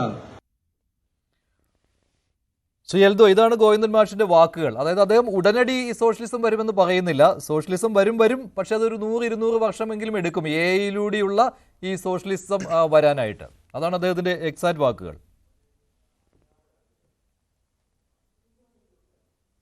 മഞ്ജുഷ്, ഞാനൊരു കാര്യം പറയാം. മഞ്ജുഷ് ഇപ്പോൾ പറഞ്ഞൊരു കാര്യമുണ്ട്. അദ്ദേഹം ഇത് എവിടെ സംസാരിച്ചു എന്നുള്ളത് വളരെ പ്രസക്തമാണ്. ഇതുപോലെ ഒരു ലോജിക്കുമില്ലാത്ത കാര്യങ്ങൾ പറയാൻ ഏറ്റവും നല്ലൊരു സ്ഥലമായിരുന്നു അതെന്ന് ഞാൻ വിശ്വസിക്കുന്നു. കാരണം കമ്മ്യൂണിസ്റ്റ് പാർട്ടിയുടെ തന്നെ ഒരു യോഗത്തിലാണ് സംസാരിച്ചത്. അതുകൊണ്ട് അദ്ദേഹത്തിന് അവിടെ ചിന്തിക്കുന്നതിനേക്കാൾ കൂടുതൽ കയ്യടി കിട്ടിയിരിക്കാനാണ് സാധ്യത. പക്ഷേ മറിച്ച് നാം ചിന്തിക്കുമ്പോൾ ഇപ്പോൾ ഇവിടെ പറഞ്ഞിട്ടുള്ള ചില കാര്യങ്ങൾ, ശ്രീജിത്ത് കുറേ കാര്യങ്ങൾ പറഞ്ഞു വെച്ചു. ഈ ദാരിദ്ര്യം, നമ്മളിവിടെ ഈ പണ്ട് ഈ കമ്മ്യൂണിസത്തെ വിമർശിക്കുന്ന ഒരു കാര്യമുണ്ട്. ഈ കമ്മ്യൂണിസത്തിൻ്റെ ഊർജ്ജം ദാരിദ്ര്യമാണ് എന്ന് കമ്മ്യൂണിസ്റ്റ് വിമർശകരൊക്കെ പറയും.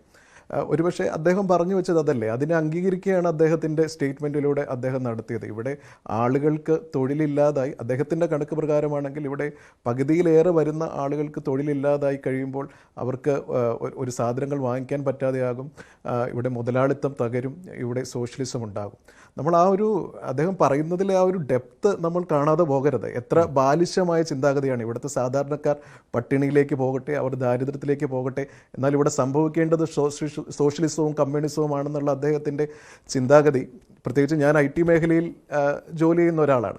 നമ്മളെപ്പോലെയുള്ള ജോലി ചെയ്യുന്ന ആളുകളോടും അല്ലെങ്കിൽ സാധാരണക്കാരോടുമൊക്കെ എത്ര അനീതിയായിട്ടാണ്. കാരണം അദ്ദേഹം ഗവൺമെൻറ്റിൻ്റെ ഭാഗമായിട്ടുള്ള ഒരു പാർട്ടിയെ നയിക്കുന്ന ആളാണ്. അതായത് മറിച്ച് സാങ്കേതിക വിദ്യ നാം ഇവിടെ അഡോപ്റ്റ് ചിന്തിക്കേണ്ട ചെയ്യാനായിട്ട് കാര്യം, ഗവൺമെന്റ് ഈ ഒരു തലത്തിൽ പോലും മാറ്റങ്ങൾ ഇപ്പോൾ എങ്ങനെ വലിയ ഉൾക്കൊള്ളാൻ ഇനിഷ്യേറ്റീവ് എടുക്കുന്ന സമയമാണ്.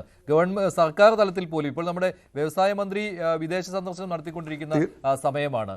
നിക്ഷേപകരെ ആകർഷിക്കുന്നതിന് വേണ്ടി പുതിയ സാങ്കേതിക വിദ്യകൾ തേടിയുള്ള യാത്രയിലാണ് അദ്ദേഹം. ആ സമയത്താണ് പാർട്ടി സെക്രട്ടറി പറയുന്നത് ഇത് ദരിദ്രമായി പൊക്കോട്ടെ എന്ന്. 100-200 വർഷങ്ങൾ കഴിയുമ്പോൾ എല്ലാവരും ദരിദ്രരാകുന്ന ഒരു സങ്കല്പത്തിലേക്ക് അദ്ദേഹം പോവുകയാണ്. അവിടെ സോഷ്യലിസം പൂത്തുലയുമെന്നാണ് അദ്ദേഹം പറയുന്നത്. അതായത് AI മൂത്താൽ അവിടെ സോഷ്യലിസം പൂത്തുലയുമെന്ന്. എന്ത് പാർട്ടി സെക്രട്ടറിയാണ് ഇദ്ദേഹം? ഇദ്ദേഹത്തിനാണ് ആദ്യം സ്റ്റഡി ക്ലാസ് എടുക്കേണ്ടത്.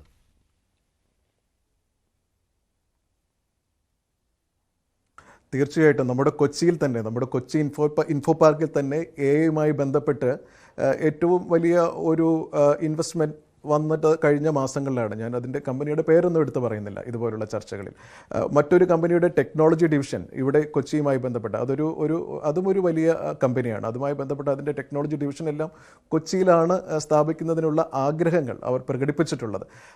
ഗവൺമെൻറ് തലത്തിൽ എനിക്ക് തോന്നുന്നു കൊച്ചിയിൽ വെച്ച് തന്നെ AI ബന്ധപ്പെട്ട് ഒരു ചർച്ച, ഒരു കോൺക്ലേവ് ഇതിനു മുന്നേ നമ്മൾ സംഘടിപ്പിച്ചിരുന്നു. പക്ഷേ ഇതെല്ലാം AI ബന്ധപ്പെട്ടുള്ള യാഥാർത്ഥ്യങ്ങൾ മനസ്സിലാക്കുന്നതിന് വേണ്ടിയായിരുന്നു. ഇവിടെ കമ്മ്യൂണിസമോ സോഷ്യലിസമോ ഒന്നും പ്രചരിപ്പിക്കുന്നതിന് വേണ്ടിയായിട്ടുള്ളതായിരുന്നില്ല. ഇപ്പോൾ അദ്ദേഹത്തിൻ്റെ അന്നത്തെ ആ പ്രസംഗത്തിൽ അദ്ദേഹം ഒരു ഉദാഹരണം പറഞ്ഞു. അദ്ദേഹത്തിൻ്റെ സുഹൃത്ത് ഏതോ ബീച്ചിലിരുന്ന് ഒരു ഫോട്ടോ എടുത്തു കഴിഞ്ഞ് അപ്പോൾ തന്നെ അത് ഹിമാലയമോ എന്തോ ആക്കി മാറ്റി അങ്ങനെ അത് ചിത്രീകരിച്ചു. ഇവിടെ ഡിസൈൻ ചെയ്യുന്ന ആളുകളുടെ ജോലി പോകുമെന്നൊക്കെ. പക്ഷേ അദ്ദേഹം അവിടെ ചിന്തിച്ചിരിക്കേണ്ട ഒരു കാര്യം, ഇങ്ങനെ എത്രയോ ആളുകളുടെ പടങ്ങൾ അല്ലെങ്കിൽ ഇതുപോലുള്ള ഒരു അപകടവും ഈ AI ബന്ധപ്പെട്ട് ഒളിച്ചിരിക്കുന്നുണ്ട്. നമ്മൾ പല സമയങ്ങളിൽ അത് ചർച്ച ചെയ്തിട്ടുണ്ട്. ഇപ്പോൾ ആർക്കും ആരെയും ഇവിടെ സൃഷ്ടിക്കാം, ആർക്കും എന്തും ഇവിടെ സൃഷ്ടിക്കാം. ഒരുപക്ഷെ ഒരു ചെറിയ വർഷം ഇപ്പോൾ തന്നെ ഇദ്ദേഹം സംസാരിച്ച ഈ വിഷയവുമായി ബന്ധപ്പെട്ട് ഇത് സത്യമാണോ, ഇതിങ്ങനെ സംഭവിക്കുമോ എന്ന ChatGPT ഇട്ട് കൊടുത്താൽ അത് നമ്മൾ സംസാരിക്കുന്നതിനേക്കാളും നന്നായിട്ട് ഒരു വിശകലനം നമുക്ക് തരും. ഇതാണ് യാഥാർത്ഥ്യം. ഒരുപക്ഷെ അതുകൊണ്ട് തന്നെ കമ്മ്യൂണിസവും സോഷ്യലിസവും ഒക്കെ നിലനിൽക്കാനുള്ള സാധ്യത കൂടുതൽ അപകടത്തിലേക്ക് വരുവാണ്. ഇതുപോലുള്ള ഈ നുണകളെല്ലാം വിളിച്ചു പറയുമ്പോൾ അതെല്ലാം മനുഷ്യരെക്കാൾ കൂടുതൽ ചിന്തിക്കുന്ന ഒരു ആർട്ടിഫിഷ്യൽ സമൂഹം ഇവിടെ ഉണ്ടായിക്കഴിഞ്ഞാൽ കമ്മ്യൂണിസത്തിനൊക്കെ അത് കൂടുതൽ അപകടമാകുമെന്നൊക്കെ ഇപ്പോൾ എൻ്റെ ഭാഷയിൽ പറഞ്ഞാൽ എനിക്ക് പറയാൻ സാധിക്കും. കാരണം കുറച്ച് മുമ്പും ChatGPT ഉപയോഗിച്ച് ഒരു മീറ്റിംഗ് മിനിറ്റ്സ് തയ്യാറാക്കിയതിന് ശേഷമാണ് ഞാൻ ഇതുമായി ബന്ധപ്പെട്ട് ഇവിടെ സംസാരിക്കാൻ വന്നിരിക്കുന്നത്. തീർച്ചയായിട്ടും ഇപ്പോൾ ഇവിടെ പറഞ്ഞ കാര്യങ്ങളിൽ ഒരു കാര്യം മാത്രം ഞാൻ പറയുകയാണ്. നമ്മുടെ ജോലികൾ ഒരുപക്ഷെ കുറയാം, ഇപ്പോൾ നമ്മൾ ചെയ്തുകൊണ്ടിരിക്കുന്ന ജോലികൾ കുറയാം. പക്ഷേ കൂടുതൽ ജോലികൾ മറ്റ് രീതിയിൽ സൃഷ്ടിക്കപ്പെടാനുള്ള ഒരു സാധ്യതയുണ്ട്. പ്രിയപ്പെട്ട ശ്രീജിത്ത് പണിക്കർ അതിൻ്റെ കണക്കുകളൊക്കെ എടുത്ത് പറയുകയുണ്ടായി. അപ്പോൾ അത് ഉൾക്കൊള്ളാനുള്ള ഒരു കാര്യങ്ങളിലേക്ക് നമ്മൾ കടക്കണം. നമ്മുടെ ഗവൺമെൻറ് തലത്തിലോ IT തലത്തിലോ തൊഴിൽ തലത്തിലോ ഒക്കെ വരുന്ന സമയങ്ങളിൽ തീർച്ചയായിട്ടും വലിയ മാറ്റങ്ങൾ ഉണ്ടാകേണ്ടതായിട്ടുണ്ട്. അപ്പോൾ ആയിരുന്നു ഇദ്ദേഹം സംസാരിക്കേണ്ടത്. അതല്ലാതെ ആളുകളെ കൂടുതൽ ഒരു തെറ്റിദ്ധാരണയിലേക്കോ അല്ലെങ്കിൽ ഇതുപോലുള്ള കഴിഞ്ഞ ദിവസം ഒരു പത്രത്തിൻ്റെ ഫ്രണ്ട് പേജിൽ വന്ന ഒരു ന്യൂസാണ് എനിക്കിപ്പോൾ ഓർമ്മ വരുന്നത്. 50 വർഷം കഴിഞ്ഞിട്ടുള്ള ചില യാഥാർത്ഥ്യങ്ങൾ മുൻനിർത്തി ഒരു വാർത്ത വന്നിരുന്നു. അതുപോലെ തന്നെ അന്ന് അത് പ്രസിദ്ധീകരിക്കാതിരുന്ന ഒരു പത്രം ദേശാഭിമാനിയായിട്ടൊക്കെ വലിയ ഉയർത്തിക്കാട്ടലൊക്കെ ഉണ്ടായി. അതിലും വലിയ തെറ്റിദ്ധാരണയൊക്കെയാണ് ഇതുപോലുള്ള പ്രസ്ഥാനങ്ങളിൽ കൂടി നടത്തുന്നത്. ശരിയാണ് ഡോക്ടർ ബി ജയരാജ്, അത് ശരിയുമാണല്ലോ. ഈ പ്രസ്താവനയുടെ ആകത്തുന്നത് അത് തന്നെയാണ്. മാർക്സിസത്തെ വിമർശിക്കുന്ന ആളുകൾ, മാർക്സിസത്തിന്റെ വിമർശകർ ചൂണ്ടിക്കാണിക്കുന്ന കാര്യം ഞാൻ നേരത്തെ അതിവിടെ പറഞ്ഞതാണ്. എപ്പോഴാണോ സമൂഹം കൂടുതൽ ദരിദ്രമാകുന്നത് ആ സമയം മാർക്സിസത്തിന്റെ പ്രസക്തി കൂടും എന്നുള്ളതാണ്. അതാണ് മാർക്സിസ്റ്റുകാർ ആഗ്രഹിക്കുന്നത് എന്നാണ്. അതാണല്ലോ പ്രധാന വിമർശനം. ഇവിടെ MV ഗോവിന്ദൻ പറഞ്ഞു വരുമ്പോൾ അതിലേക്കാണ് പോകുന്നത്. മുതലാളിമാരും ദരിദ്രരാകും, അതുപോലെ തന്നെ ഈ അധ്വാനശേഷി നഷ്ടപ്പെടുന്ന ആളുകൾ അവരും ദരിദ്രരായിക്കൊണ്ടിരിക്കും എന്ന്. അങ്ങനെ മാർക്സിസത്തിന് പ്രാധാന്യം കിട്ടുന്നു, അതുപോലെ തന്നെ സോഷ്യലിസം വരുന്നു എന്നുള്ളത്. പക്ഷേ ഈ തിയറി അല്ലല്ലോ ഇവിടെ അവതരിപ്പിക്കേണ്ടത്. അതിനകത്ത് അങ്ങനെയല്ല നമ്മൾ അതിനെ നോക്കിക്കാണേണ്ടത്. അതായത് ദരിദ്രാവസ്ഥയിൽ നിന്ന് സാമൂഹിക ഇതുണ്ടാവുമെന്നല്ല. ഏതൊക്കെ സാഹചര്യങ്ങളാണ് അവരെ ദരിദ്രാവസ്ഥയിലേക്ക് തള്ളിയിട്ടത് അതിനെക്കുറിച്ച് വിചിന്തനം ചെയ്യാനായിട്ട് അവർക്കൊരു അവസരം കിട്ടുമെന്നും. കാരണം societies tolerate and descend superficially എന്നാണ് മാർക്സിസ് പറഞ്ഞത്. ഫ്രാങ്ക്ഫർട്ട് സ്കൂളിലുള്ള ആളുകൾ പറഞ്ഞിട്ടുള്ള കാര്യങ്ങൾ, നിയോ മാർക്സിസ്റ്റുകൾ പറഞ്ഞിട്ടുള്ള കാര്യങ്ങൾ, അൾത്തൂസർ പറഞ്ഞിട്ടുള്ള കാര്യങ്ങൾ, അന്റോണിയോ ഗ്രാംഷി പറഞ്ഞിട്ടുള്ള കാര്യങ്ങൾ, ഇങ്ങനെയുള്ള തത്വചിന്തകർ പറഞ്ഞിട്ടുള്ള കാര്യങ്ങളും ഇതുമായിട്ട് തട്ടിച്ചു നോക്കിയിട്ടാണ് ഇതിന്റെ സോഷ്യോ പൊളിറ്റിക്കൽ അല്ലെങ്കിൽ എക്കണോമിക്കൽ, അതിനുശേഷം മാത്രമാണ് എക്കണോമിക്കൽ ആസ്പെക്ട് വരുന്നത്. അപ്പൊ ഇതിനെ മൊത്തം കൾച്ചറൽ ക്യാപിറ്റലിസത്തിനെ കുറിച്ച് പഠിക്കണം. അതുപോലെ തന്നെ പീറ്റർ ബ്യൂറിന്റെ തിയറി എടുത്ത് വായിക്കണം. ഇതിനൊക്കെ എല്ലാം കൂടെ ചേർത്തിട്ടാണ് ഇതിന്റെ ഒരു സൊല്യൂഷൻ കണ്ടെത്തുന്നത്. അല്ലാതെ ഇങ്ങനെ പറയുന്നത് പോലെ പെട്ടെന്നൊരു മാറ്റം ഉണ്ടോ അതുകൊണ്ട് ഇത്ര തൊഴിൽ, ഒരു പഠനത്തിൽ ഒരു പക്ഷേ 10% അല്ലെ 15%, എത്ര പഠനങ്ങൾ നമ്മൾ കാണുന്നുണ്ട്. ഇപ്പൊ സർഫ് എക്സൽ ഉപയോഗിക്കുന്ന അല്ലെങ്കിൽ ഏതെങ്കിലും ഒരു കമ്പനി ഉപയോഗിക്കുന്ന 90% വീട്ടമ്മമാർ ഇത് ഉപയോഗിക്കുന്നു. ഇവര് സർവേ നമ്പർ കാണിക്കാറില്ലല്ലോ. എത്ര പേര് ഉപയോഗിക്കുന്നതെന്ന് കാണിക്കാറുണ്ടോ? ഇന്ത്യൻ നഗരങ്ങളിൽ നടത്തിയ പഠനത്തിൽ 90% വീട്ടമ്മമാരും ഇന്ന സാധനം ഉപയോഗിക്കുന്നു എന്നാണ് പറയുന്നത്. എത്ര പേരെ സർവേ ചെയ്തു അതിന്റെ ഒന്നും കണക്കുകളൊന്നും വ്യക്തമല്ല. അന്ന് പറഞ്ഞതുപോലെയാണ് പല പഠനങ്ങളെ. വീഞ്ഞു കുടിക്കുന്നത് നല്ലതാണ് 2 പെഗ് എന്ന് പറഞ്ഞിട്ട് മദ്യ കമ്പനികൾ നടത്തുന്ന പഠനങ്ങളാണ്. അപ്പൊ അങ്ങനെയൊക്കെയുള്ള പഠനങ്ങളെ എടുത്ത് കാണിച്ചുകൊണ്ട് ഇത് ഇങ്ങനെ വരും എന്നൊന്നും ഒരു പഠനം കൊണ്ട് കംപ്ലീറ്റ് ഒന്നും ആകത്തില്ല. അനവരത പഠനങ്ങൾ, ആയിരക്കണക്കിന് പഠനങ്ങൾ, അതിന് ഡേറ്റ വേണം. ആ ഡേറ്റ വെച്ചിട്ട് അനലൈസ് ചെയ്ത് മാത്രമേ ഇതിനകത്തൊരു കൺക്ലൂഷൻ ദിസ് ഇസ് ഗോയിങ്. ഇപ്പൊ ഇതിന്റെ ഉദാഹരണം എടുത്ത് പറഞ്ഞത് ഗോവിന്ദ മാഷ് അനുഭവത്തിന്റെ പേരിലാണ് പറഞ്ഞത്. അതായത് ഗ്രേറ്റ് എക്കണോമിക് ഡിപ്രഷനെ അടിസ്ഥാനപ്പെടുത്തിയിട്ടാണ് അങ്ങനെ ഒരു സാഹചര്യം ഉണ്ടാവുന്നു. പ്രൊഡക്ഷൻ കൂടിക്കഴിയുമ്പോഴത്തേക്ക് അത് വാങ്ങാൻ ആളില്ലാതാവുമ്പോൾ പട്ടിണിയാവുമെന്ന് പറഞ്ഞത് പട്ടിണിയാവുന്നുള്ള അവസ്ഥയിൽ സന്തോഷം ഉണ്ടാവും എന്നുള്ളതല്ല. ആ ഒരു അർത്ഥത്തിലല്ല കാണേണ്ടത്. തൊട്ടടുത്ത് ശ്രീലങ്കയിലെ സ്ഥിതി നമ്മൾ എടുത്തു വെച്ച് നോക്കൂ, വെനിസീലയിലെ സ്ഥിതി എടുത്തു വെച്ച് നോക്കൂ, ലാറ്റിൻ അമേരിക്കൻ രാജ്യങ്ങളുടെ സ്ഥിതി എടുത്തു വെച്ച് നോക്കൂ. എവിടെയെല്ലാം ഇത്തരത്തിലുള്ള മാറ്റങ്ങൾ ഉണ്ടായിട്ടുണ്ടോ അവിടെയെല്ലാം അതിദാരിദ്ര്യത്തിലേക്ക് ജനങ്ങൾ പോയിട്ടുള്ള ആളുകൾക്ക് ടോളറേറ്റ് ചെയ്യാൻ പറ്റാത്തതുകൊണ്ടാണ് അവർ തെരുവിൽ ഇറങ്ങിയത്. ശരി, ശ്രീ എൻ. പിയേഴ്സൺ, അങ്ങനെ ഒരു മുന്നറിയിപ്പാണ് ശ്രീ എം വി ഗോവിന്ദൻ നൽകിയിട്ടുള്ളത് എങ്കിലോ, അവിടെ ഒരു സോഷ്യലിസ്റ്റ് വിപ്ലവം വേണ്ടി വരും എങ്കിലോ അദ്ദേഹത്തിന്റെ ആ ദീർഘവീക്ഷണം, അതാണ് ഡോക്ടർ ബി ജയരാജ് പറയുന്നത്. ദീർഘവീക്ഷണം എന്ന് പറയുന്ന അദ്ദേഹത്തിന്റെ മറ്റൊരു പുസ്തകമുണ്ട്, കാടിറങ്ങുന്ന മാവോയിസം. അതിനകത്ത് വ്യക്തമായിട്ട് പറയുന്നുണ്ട് എങ്ങനെയാണ് സ്റ്റേറ്റ് സ്പോൺസേർഡ്, അതായത് സ്റ്റേറ്റിനെതിരെ നിൽക്കുന്ന ഈ മതമൗലികവാദികളും മാവോയിസ്റ്റുകളും ഒരുമിക്കുന്നതിനെ കുറിച്ച് അന്ന് അദ്ദേഹം എഴുതിയ ഒരു പുസ്തകമാണ്. ആ പുസ്തകം ഞാൻ വായിച്ചാണ്, കമ്പോട് വായിച്ചാണ്. അതിനകത്ത് പറയുന്നുണ്ട് അത് ശരിയായില്ലേ, ഇവിടുത്തെ ഇസ്ലാമിക്കുകളും മാവോയിസ്റ്റുകളും തമ്മിലുള്ള ബന്ധം അവർ തത്വത്തിൽ അംഗീകരിച്ച് നിൽക്കുകയല്ലേ, ഒരേ രീതിയിൽ ഇസ്ലാമിക് സ്റ്റേറ്റ് മൂവ്മെന്റ് ആയാലും മാവോയിസ്റ്റുകൾ ഒരുമിച്ച് നിൽക്കുകയല്ലേ. അത് പ്രസംഗത്തിൽ പറഞ്ഞിരുന്നെങ്കിൽ അദ്ദേഹത്തിന് അന്ന് ഇഷ്ടംപോലെ വഴക്ക് കിട്ടിയാനായിരുന്നു. പക്ഷെ അന്ന് ആ പുസ്തകത്തിനകത്ത് ചിന്ത പബ്ലിഷ് ചെയ്ത പുസ്തകമാണ് കാടിറങ്ങുന്ന മാവോയിസം എന്ന് പറഞ്ഞ പുസ്തകം. അതിനെക്കുറിച്ച് എനിക്ക് ആദ്യമേ ഞാൻ അത്ഭുതത്തോടു കൂടിയാണ് വായിച്ചത്. അത് യാഥാർത്ഥ്യമായി. ശരി, ശ്രീ എൻ. എം. പിയേഴ്സൺ അതിനുള്ള മറുപടി, ദീർഘവീക്ഷണം ഇല്ലാത്തയാളായി പോയി ശ്രീ എം വി ഗോവിന്ദൻ എന്നുള്ള വിമർശനത്തിനുള്ള മറുപടി കൂടിയാണല്ലോ ഇവിടെ ജയരാജ് നൽകിയത്. അപ്പൊ അങ്ങനെ നമ്മൾ ആരെയും നിസ്സാരവൽക്കരിക്കുന്ന കാര്യമില്ല. ഞാൻ മാത്രമാണ് പണ്ഡിതനെന്നും ബാക്കി എല്ലാവരും വിഡ്ഢികളാണെന്നും അല്ലെങ്കിൽ ജനങ്ങളുമായിട്ട് സംവദിക്കുന്നവരെല്ലാം, അത് മലയാളിയുടെ ഒരു സിനിക്കൽ സ്വഭാവമാണ്. ഇവർക്കാർക്ക് ഇതിനെക്കുറിച്ചൊന്നും അറിയില്ല. ഇതിന് വേറെ താത്വികന്മാരെയും താത്വിക ആചാര്യന്മാരെയും കൊണ്ടുവരണമെന്നും ഇത് പോളിറ്റ് ബ്യൂറോ എന്നുള്ള അഭിപ്രായം വരണമെന്നും യെച്ചൂരി പറഞ്ഞാലേ ശരിയാകത്തുള്ളൂ എന്നൊക്കെയുള്ള ഒരു ധാരണയാണ്. ആ ധാരണ എന്നല്ല എല്ലാ ആളുകളും പഠിക്കുകയും വായിക്കുകയും ഒരു കാര്യം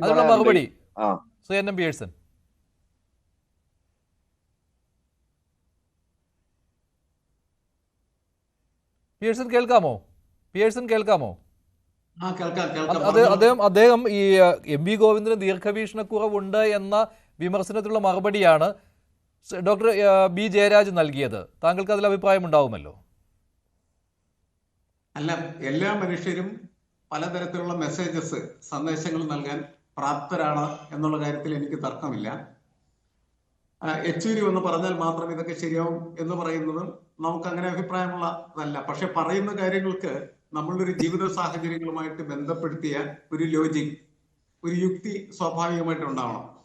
ഇപ്പോ സോഷ്യലിസം എന്ന് പറയുന്നത് തന്നെ വരുമോ എന്നുള്ള കാര്യത്തിൽ നമുക്കാർക്കും നമ്മളുടെ ജീവിതകാലത്ത് വരുമോ എന്ന് ചോദിച്ചാൽ ഇല്ല എന്ന് വളരെ വ്യക്തമായിട്ട് ഉത്തരവുള്ള ഒരാളാണ്.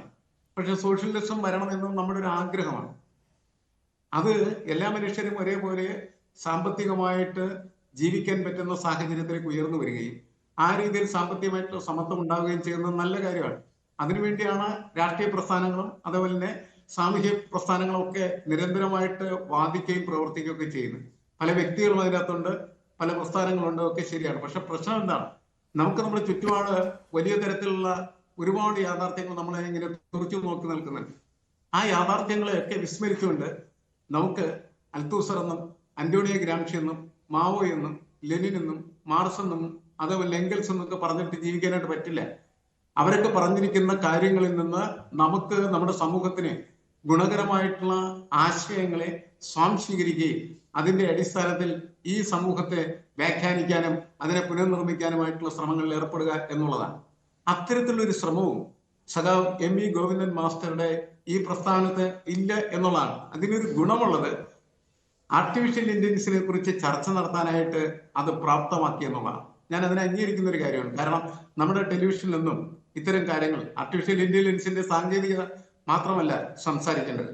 അത് സമൂഹത്തിൽ ഇടപെടുന്ന സമയത്ത് സമൂഹത്തിനുണ്ടായിക്കൊണ്ടിരിക്കുന്ന സോഷ്യോ പൊളിറ്റിക്കൽ ഇമ്പാക്റ്റുകൾ എന്താണ് എന്നുള്ളതും അതിന്റെ കൾച്ചറൽ ഡീവിയേഷൻസ് എങ്ങനെയായിരിക്കും എത്തിച്ചേരാൻ പോകുന്നത് എന്നതിനെ കുറിച്ചും വളരെ ഗൗരവമായിട്ട് നമ്മൾക്ക് ചർച്ച ചെയ്യേണ്ടി വരും. കാരണം ഇതൊക്കെ നമ്മൾ അനുഭവിക്കാൻ പോകുന്ന കാര്യം, അനുഭവിച്ചുകൊണ്ടിരിക്കുന്ന കാര്യമാണ്. നമ്മുടെ സമൂഹത്തിൽ പലപ്പോഴും സംഭവിച്ചുകൊണ്ടിരിക്കുന്ന ഇപ്പോ കൊലപാതകങ്ങൾ ഉണ്ടാകുന്നു. ആ കൊലപാതകങ്ങളെ കുറിച്ച് നമ്മൾ ചർച്ച ചെയ്യുമ്പോൾ കൊലപാതകം വെറുതെ ഉണ്ടാകുന്നതല്ല. നമ്മുടെ സമൂഹം നിർമ്മിച്ചിരിക്കുന്ന പ്രത്യേക അറ്റ്മോസ്ഫിയറാണ് അത്തരത്തിലുള്ള മനുഷ്യരെ നിർമ്മിച്ചുകൊണ്ടിരിക്കുന്നത്. അതിൽ എത്രമാത്രമാണ് നമ്മുടെ സാങ്കേതിക വിദ്യകൾക്കും സാങ്കേതിക വിദ്യ നമ്മളുടെ ഭാവനയെ, നമ്മളുടെ മാനവികമായിട്ടുള്ള ഭാവനയെ സ്വാധീനിക്കുകയും അതിൽ നിന്ന് മനുഷ്യത്വത്തെ ഇല്ലാതാക്കുകയും ചെയ്യുന്നത് എന്നതിനെ കുറിച്ച് വളരെ ഗൗരവമായിട്ട് ഈ ആർട്ടിഫിഷ്യൽ ഇന്റലിജൻസിന്റെ കാലത്ത് ചർച്ച നടക്കുന്നുണ്ട്. അത് നമ്മുടെ സമൂഹത്തിന് വലിയ തരത്തിൽ ഉപദ്രവങ്ങൾ ഉണ്ടാക്കും എന്ന് കരുതപ്പെടുന്നു. അപ്പൊ അത്തരം കാര്യങ്ങൾ ചർച്ച ചെയ്യാനായിട്ട്, അതിലേക്ക് പോകാനായിട്ട് ഒരു വഴി തുറന്നു എന്നുള്ളതാണ് ഗോവിന്ദൻ മാസ്റ്ററുടെ ഈ പ്രസ്താവനയുടെ ഏറ്റവും പ്രധാനപ്പെട്ട പോസിറ്റീവ് ആസ്പെക്ട് എന്ന്. പക്ഷെ ഇതിന്റെ നെഗറ്റീവ് ആസ്പെക്ട് എന്താണ്? ഒരു മാർക്സിയൻ തലത്തിൽ നിന്നുകൊണ്ട് അദ്ദേഹം നടത്തിയിരിക്കുന്നതായിട്ടുള്ള വിശകലനങ്ങൾ എന്ന് പറയുന്നത് യുക്തിസഹമല്ല, മാർക്സിസ്റ്റ് ഐഡിയോളജിക്ക് കരണീയമല്ല എന്നുള്ളതാണ് പ്രധാനപ്പെട്ട കാര്യം. ശരി, ശ്രീ പണിക്കർ, ഏറ്റവും ഒടുവിലായിട്ട് ഈ തൊഴിൽ തിന്നുന്ന ബഗൻ എന്നുള്ള വിമർശനത്തിൽ നിന്ന് മുക്തി നേടാൻ CPM ആഗ്രഹിക്കുന്നുണ്ട് എന്ന കാര്യം വ്യക്തമാണ്. അതാണല്ലോ ഇപ്പോൾ ആ രീതിയിലുള്ള എതിർപ്പ് ഈ സാങ്കേതിക വിദ്യകളോട് ഉണ്ടാകാതെ വരുന്നത്. പക്ഷെ അതിനെ വ്യാഖ്യാനിച്ച് എന്താണ് ഇതിനെ അനുകൂലിക്കുവാനുള്ള കാരണം എന്ന് പറയുമ്പോൾ ഈ മാർക്സിയൻ തിയറിയിൽ നിന്ന് മാറി ചിന്തിക്കുവാൻ കഴിയുന്നില്ല എന്നുള്ള ആ കാര്യമല്ലേ CPM-നെ വേട്ടയാടുന്നത്? ഇവിടെയും അത് പ്രകടമായി വന്നിരിക്കുകയാണല്ലോ. നിശ്ചയമായും. പക്ഷേ ഇതിലുള്ള ഒരു പ്രകടമായിട്ടുള്ള ഒരു വ്യത്യാസം അവിടെയാണ് ഒരുപക്ഷെ മുഖ്യമന്ത്രി ശ്രീ പിണറായി വിജയൻ അഭിനന്ദനം അർഹിക്കുന്നത്. കാരണം അദ്ദേഹവും ഈ മാർക്സിസ്റ്റ് ഐഡിയോളജിയൊക്കെ എന്താണ് എന്ന് കൃത്യമായിട്ട് അറിയാവുന്നയാളാണ്. കൂടുതലായിട്ട് അത് താത്വികമായിട്ട് വിശദീകരിക്കുന്നത് ശ്രീ M.V. ഗോവിന്ദനാണ് എന്ന് മാത്രമേ ഉള്ളൂ. പക്ഷേ പ്രായോഗിക തലത്തിൽ ഇതിനെയെല്ലാം തന്നെ കൃത്യമായി എംബ്രേസ് ചെയ്യുന്ന ഒരു പൊളിറ്റിക്കൽ ലീഡറും ഒരു ഭരണകർത്താവും കൂടിയാണ് ശ്രീ പിണറായി വിജയൻ എന്ന് അദ്ദേഹം തെളിയിക്കുന്നത് കേരളത്തിൽ ആർട്ടിഫിഷ്യൽ ഇന്റലിജൻസുമായി ബന്ധപ്പെട്ട് കഴിഞ്ഞ ഒരു വർഷമായിട്ട് നടക്കുന്ന കുറേയധികം മുന്നേറ്റങ്ങളാണ്.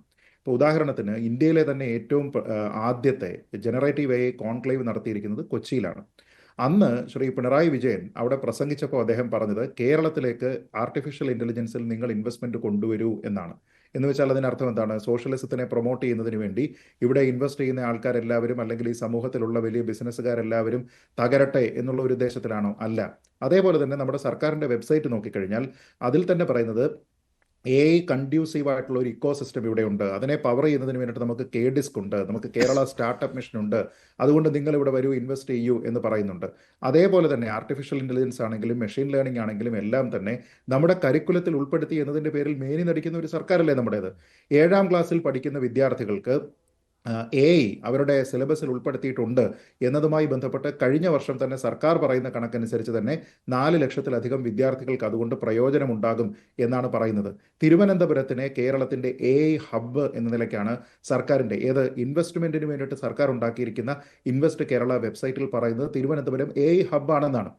അതേപോലെ മഞ്ജുഷ്, നമ്മൾ ആലോചിക്കേണ്ടത് ഒരാഴ്ച മാത്രമേ കഷ്ടിയായിട്ടുള്ളൂ കേരളത്തിൽ പ്രവർത്തിക്കുന്ന ഡിജിറ്റൽ യൂണിവേഴ്സിറ്റി ആദ്യമായിട്ട് സ്വന്തമായിട്ട് ഒരു silicon proven artificial intelligence chip പുറത്തിറക്കിയിരിക്കുന്നത്.